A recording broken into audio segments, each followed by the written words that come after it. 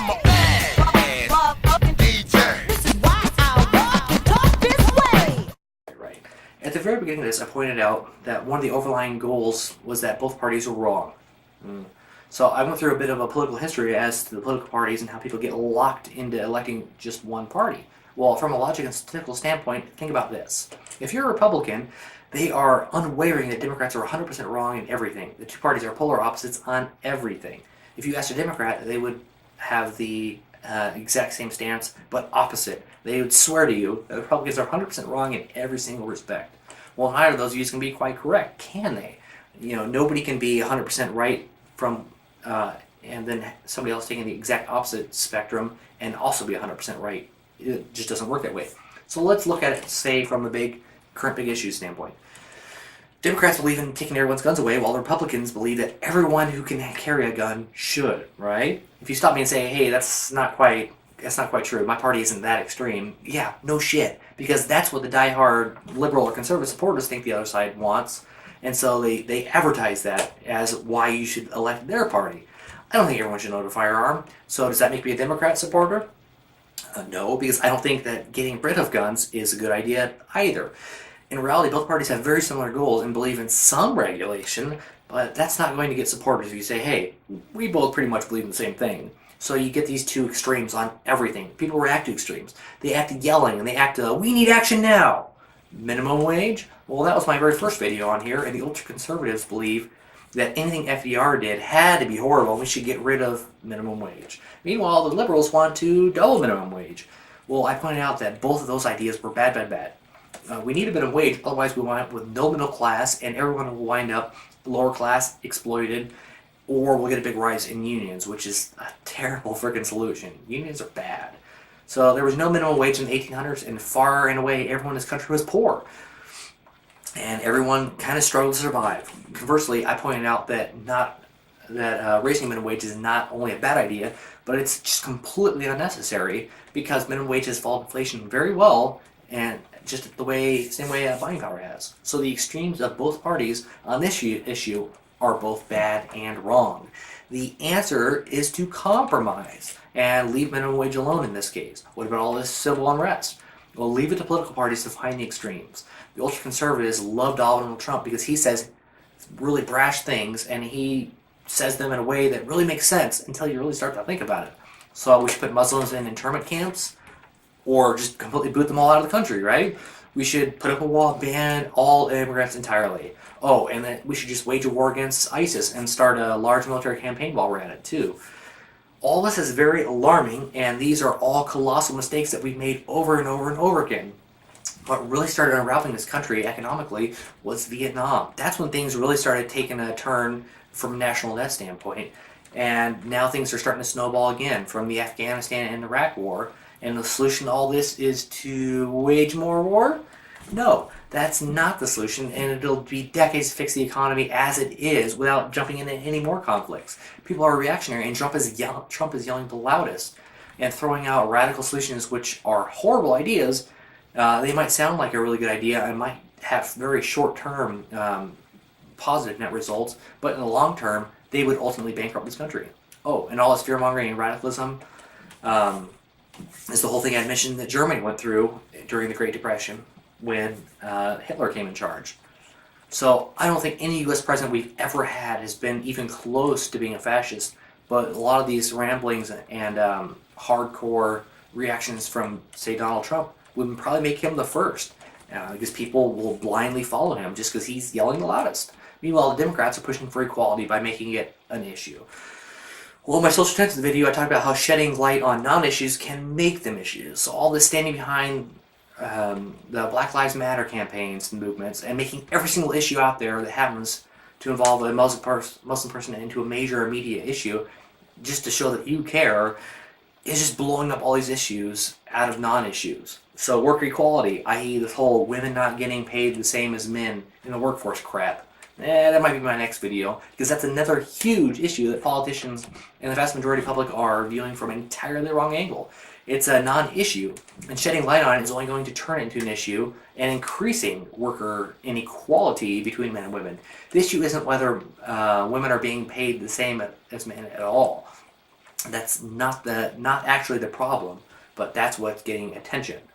Oh, and education? Republicans don't want to make any commitments to say anything about education related, but they do say things like, we should invest in our youth. Bullshit, bullshit. Well, the Democrats want all this free education and student loan forgiveness, etc. Well, in my higher education video, I talk about this, and both parties are on extreme sides of this issue, and hence they're at least 50% wrong. In the end, we wind up with people assuming that his or her party is 100% right, when in reality both parties are wrong and won't compromise. So we wind up with compromise very seldomly and usually on very obvious and simple things, and they don't get much attention. For the large issues that do need attention, we get no resolution, or we get one side who get their way, and naturally it'll fail because of the extreme natures of some of these solutions. Look at healthcare, for instance. The Republican Party refused to talk about it and basically didn't see any sort of healthcare act needing to be passed. The Democrat Party, though, went super extreme and passed the Affordable Health Care Act. Oh, and everything needs to be radical, needs a radical label to demonize it, so Obamacare. So naturally the strategies are, you can band together to ensure Republicans don't repeal it, or the Republicans are trying to get enough power to completely repeal it and pretend like it never happened. Where's the fucking compromise? We need some sort of healthcare mandate, like big businesses owning the government and exploiting the workers in the late 1800s. This whole healthcare system is corrupt. Lobbyists own politicians, and the American public suffers through ever-increasing healthcare costs, lower standards of treatment, getting pushed into treatment for illnesses rather than curing of illnesses. So completely destroying a universal healthcare initiative over compromising for an act which gives some power to the citizens isn't a valid option, nor is an all-encompassing healthcare act which doesn't work for the majority. It'd be like forcing everyone to buy automotive insurance for a $100,000 car, but just because some people drive $100,000 cars, when in reality most people do not need that sort of coverage. Neither side is willing on compromising, so we all wind up with this BS all or nothing crap.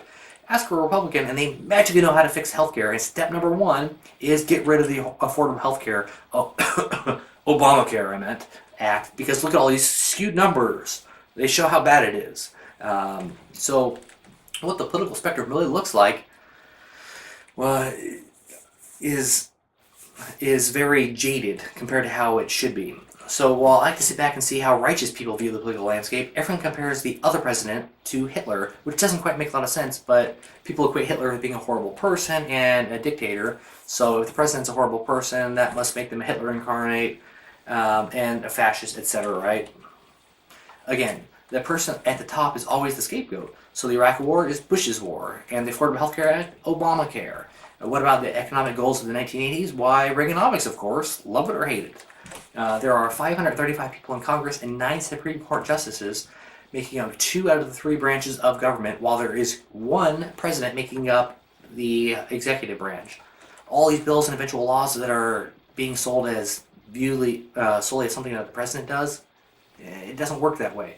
The president does have the power to veto bills, and yet Congress can still override that veto with a 2/3 majority vote. While the president does have a lot of power, it's a gift and a curse. If the president starts abusing that power, Congress can remove him or her as president. There is a lot of people in Congress, so it wouldn't be wise to try to abuse your power, because if just someone gets the right evidence or proof, that can be game over and completely lose, the president can lose everything. So as far as the whole veto thing, the whole superpower that the president does have to thwart Congress, well, Obama, for instance, has exercised that 5 times while 110 bills have been passed. George W. Bush has 12 vetoes in his presidency out of 110 bills that passed, and actually Obama, for instance, has exercised this less than any modern living president. And the last president to serve more than 6 months in office to have a lower number was Millard Fillmore in the 1850s. A little nugget for you. If the House and Senate both are dominated by the Republican Party, as they are now, right now, and Obama isn't actively vetoing things, every bill that they're throwing out there, then in reality, the Republican Party, not Obama, is solely responsible for anything currently going on legislatively in this country. Interesting. But people will still point his or her finger at the puphead, i.e. the president, as a scapegoat for everything wrong in this country. So what has Obama, for instance, actually done to control lawmaking during his tenure? Well, not a lot, because he's a puppet head, like every president for the last 75 years or so. So every time some bill passes, I'll let you in on a little secret. It's not a conspiracy that the president thought up. Well, hey, let's keep blaming all of our problems on Obama, G.W. Bush, or Clinton, or Reagan, or Nixon, or Carter, or you get the point. As for all these extremists talk about the politicians, how does this all actually pan out? Well, as I mentioned, if one political party gets too far out of check, either they fail or they have to pull it back in.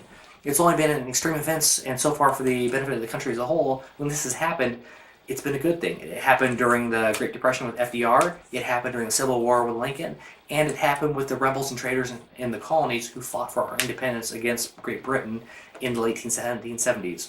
I assure you, G.W. Bush wasn't daydreaming when he was a little boy in elementary school growing up to be some schemer to lead this country to war in the Middle East to profit off of this war machine.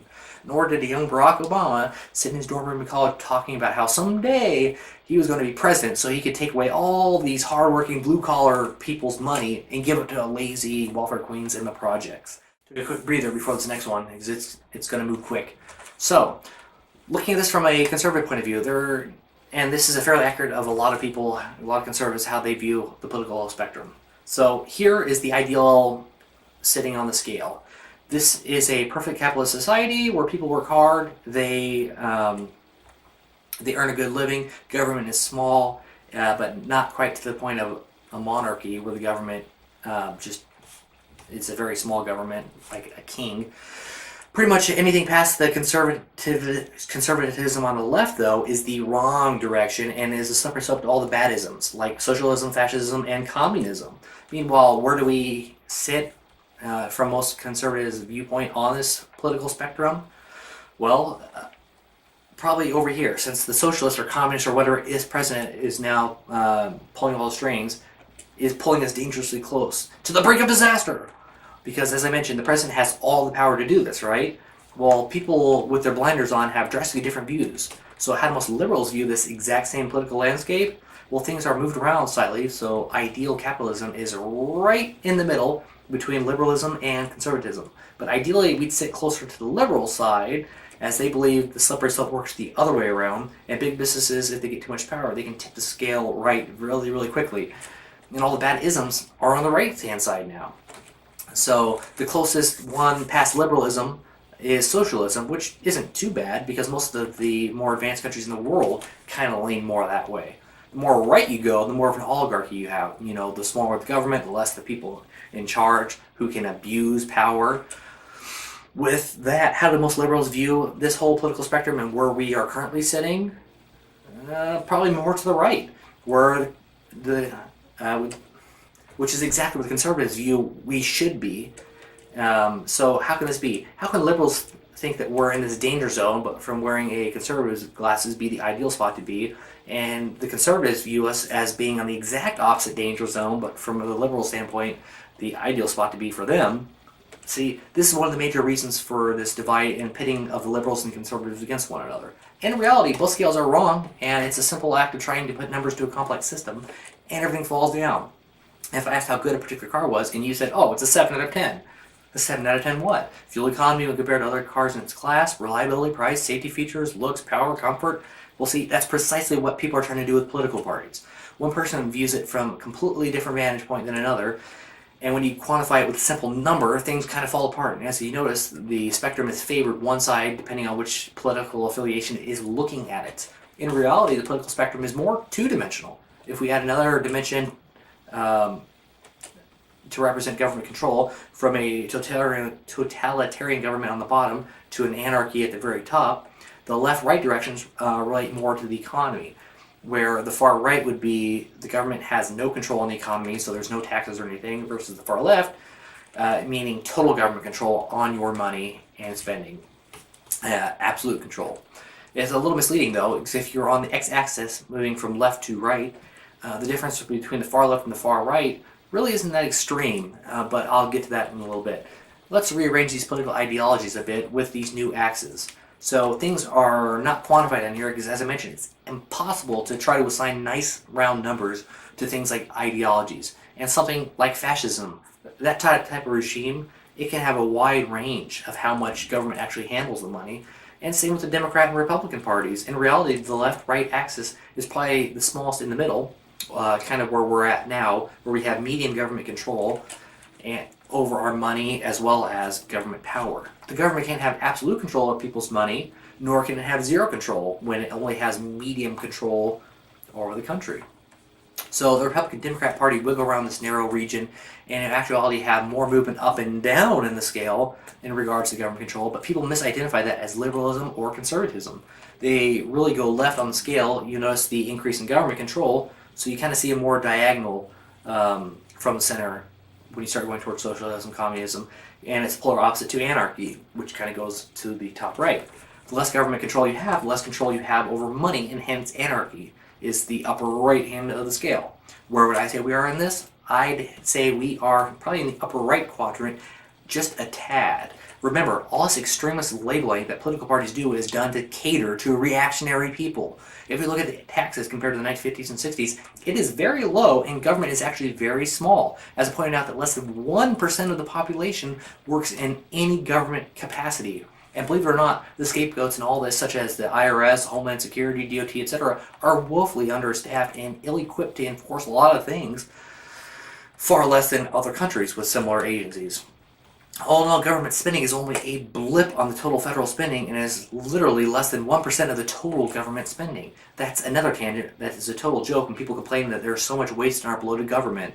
We spend over 15 times more on our on our military in a given year than on the entire government.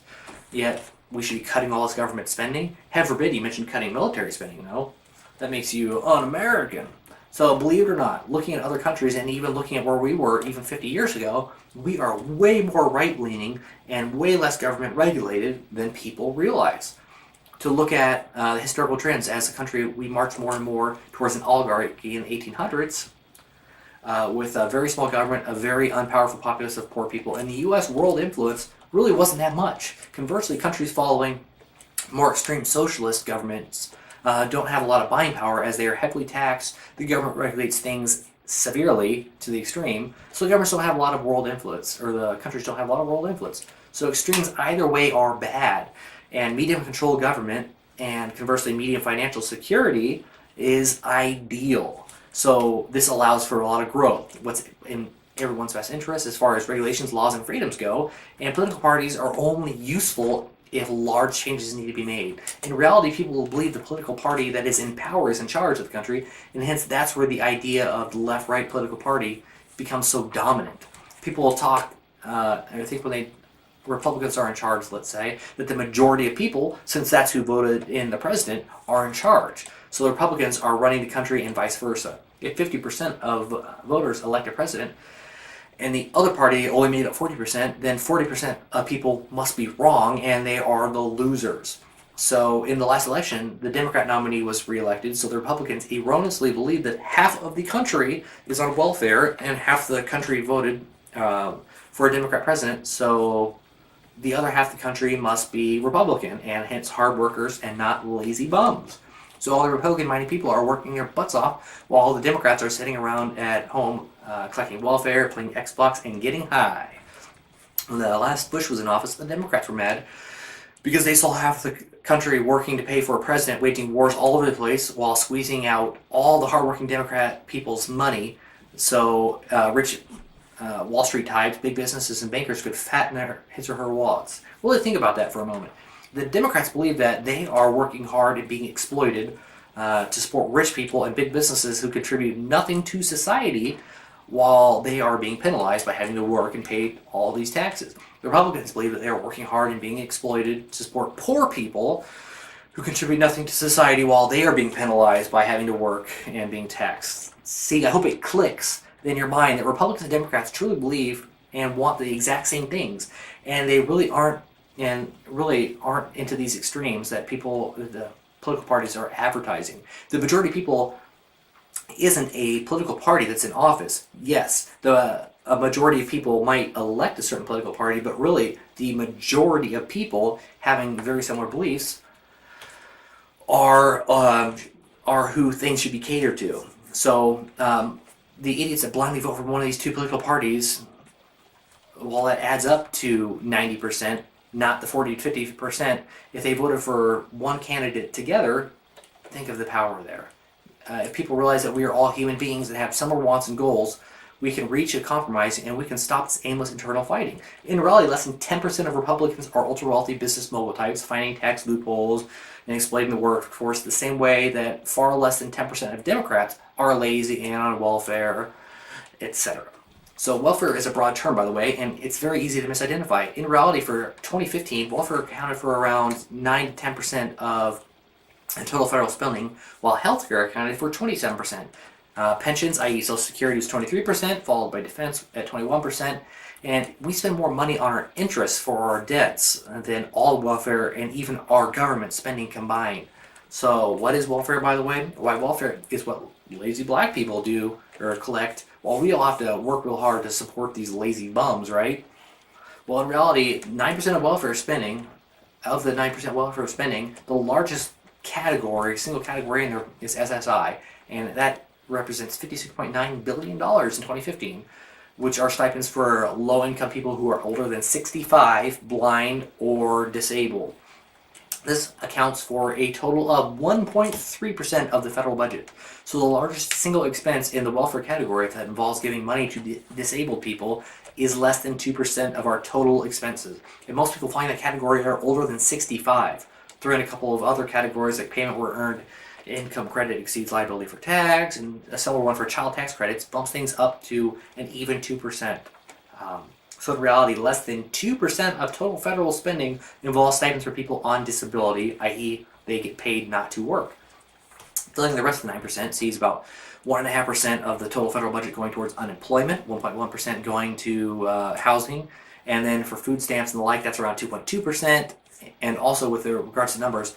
And all of this, 50% of welfare recipients are children under the age of 18, as well as there's a couple extra percent for elderly people, and a bulk of that comes out of the food and nutrition assistance, i.e. food stamps. If you look at it from people who are truly abusing the system, this is less than half of all welfare spending, i.e. working age adult people. So less than 4% of our total federal spending goes into working class adult people's pockets. Oh, and another real ouch this whole thing is the highest demographic receiving welfare are white people. While white people are a majority in this country, I'll give you that. So if you break it down by volume of people, then yes, black people do technically account for more people on welfare by total volume, not by much though. By race, African American populations receive about 1% more as far as welfare recipients go compared to white people. Meaning black, white, Mexican, whatever, it's not a conspiracy. The same truly disabled or groups of people falling upon hard times can't be associated with one ethnic or racial class. This leads back to my racial tensions video, and that there isn't a real problem there, but loudmouth, bigoted people want to be mad and want there to be a scapegoat in all of this. And so they blame it on the other people that aren't them.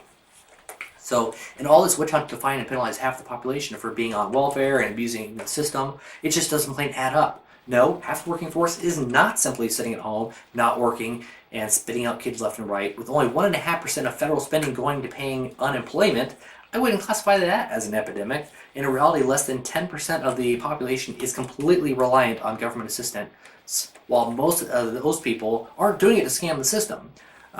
When the unemployment benefits start approaching even that the percentage of people who are unemployed, then I'll start worrying a little bit. Once we realize that the minority, which is far less than 10% of the population, are abusing the system and collecting benefits and not doing any work, as well as the small fraction of people on the opposite side who are abusing the system with accountants to shelter income from taxes, we can band together. The 90% majority, i.e. you, me, liberals, conservatives, etc., can do way more together than when we are expending all this energy on these witch hunts, incorrectly trying to penalize everyone to try to shake out a couple of cheaters on both extremes of the fiscal spectrum. Think about that for a moment. About the huge divide in this country we have on this one small issue. I've shown that all of our spending on people on welfare is a drop in the bucket, and even if we stop all welfare benefits overnight, which would simply result in killing tens of millions of children and elderly people who can't contribute to the economy due to his or her age, it wouldn't improve our economy one bit and would actually set us back. People are blindly steer this topic, though, and like the Wizard of Oz, and they say, oh, look over here. No, don't look behind the curtain. No, don't look over there. Look over here. So the defense spending, the Medicare, Medicaid, Social Security, and all this interest payments, if you add that all up, that's 83% of our total expenses. Hello, those are four categories that are typically seen as non-negotiable. Yes, we need to pay our interest payments and we need to be on the hook for Social Security. But why is Medicare, Medicaid expenses 3 times that of even our welfare expenses? Why are we spending $900 billion in 2015 on the military? If you think about that for working age adults in the United States, that equates to around $4,500 per person of your taxes a year for our defense, and then $1.1 trillion on healthcare. Why is it so taboo to talk honestly about all this hemorrhaging of money? The healthcare in the system is an issue, and simply ignoring it or throwing more money at it are both very poor solutions. The same way that us not questioning all the money that we are throwing at the military is an issue. Oh, and we are paying interest, but still getting more and more in debt. How does that work? Well, a little secret. We aren't mailing IOUs to all these supposed welfare queens and borrowing from other countries. We do borrow money, however, though, for our defense programs, though. So all this snowballing debt is largely because of the wars we keep waging. Big businesses make big money on healthcare and medicating people rather than curing people. So even shaving, say, 20% off of our total Medicare and Medicaid expenses would allow us to actually start paying off our foreign debt. So to reverse our situation here. So that would be a crazy good solution, don't you think? Rather than nitpicking about our government or our welfare. In businesses, though, that's the U.S. In the business, in the business that is the U.S., we have leaders that fight aimlessly and have zero direction. The employees, i.e., the people, the populace of the U.S., have zero directions. They quarrel, they point fingers at his or her co-workers that either they're lazy, not doing any work, or they're in positions of power and getting bonuses while really not doing anything. The Republicans will spend hundreds of dollars to try to recoup a couple of dollars in the end of lost revenue from lazy employees, while the Democrats will expend all this time and energy starting task forces and committees to try to catch half the company that they're sure is stealing all the profits. If the 80 to 90% of people did their damn jobs, the business would be very profitable, and eventually moochers would stand out the same way that the cheaters and swindlers would stand out, as it's very easy to blend in when there's a whole bunch of conflict. It's not very easy when 90% of people are working hard and you are not. So considering this is a very long video and I've covered a lot of material, I think I'll try to finish up here. I hope I've shown that the Republican and Democrat parties are both outdated and useless in the United States and are the big hindrances currently. The real majority of people only squabble, so the country is being run into the ground. So the change we need is to dump the two-party political system. The extreme solutions that both parties want you to believe are the right answers is a terrible way of governing and is not in anyone's best interest. We need politicians that don't have extreme ideals, and rather than spending a majority of time and energy in campaigning, we need to spend time on issues and finding compromise for the best possible solution. It's already started with the upcoming presidential campaign videos. The candidates are promising to go to war with ISIS, crushing the Affordable Care Act, raising minimum wage, writing off student loan debt, sealing up our borders, booting all the Muslims out of the country, etc. This all starts with you, the voter, realizing that both parties are wrong. And only when we get past this whole two-party political system, so looking towards politicians that work in your best interest, can we get back to the world power that we used to be? You don't have to settle for this all-or-nothing political parties or the better of two evils crap. And it's just ridiculous, and it keeps going. History keeps repeating itself. So I hope my message here is well received, and if even a fraction of people watch and get kind of light bulbs to illuminate on this topic, I would be very happy with that. If you're going to blindly comment about how the Democrats did yada yada yada yada while the Republicans were trying to fix things, or the Republicans are the real issue in America and the Democrats are really trying to save us from the brink of disaster, then you're probably very close-minded, and it's brutally obvious that you either skim through these videos or more likely kind of covered your ears anytime I said anything that was contrary to your biased viewpoints. Also, if you start pulling numbers and percentages to things like welfare expenditures, the federal spending, whatever, to try to defend either party in the comments, you are also completely missing the point here. I pulled my numbers from the U.S. government statistical sites, so it's very unbiased data. It's raw data, and it's to assign kind of value, kind of quantify certain values and principles, not to try to support some biased political party. Our political problems have nothing to do with political parties, and if you are probably stuck in that slippery slope of not really comprehending a topic, and yet will argue until you're blue in the face that I'm wrong because I don't subscribe to your biased and weak grasp political understanding. Whew. If you put forth the time to watch this whole segment, I sincerely thank you for your time, and a simple like or comment to show your support or additional observations would be greatly appreciated. Thank you very much.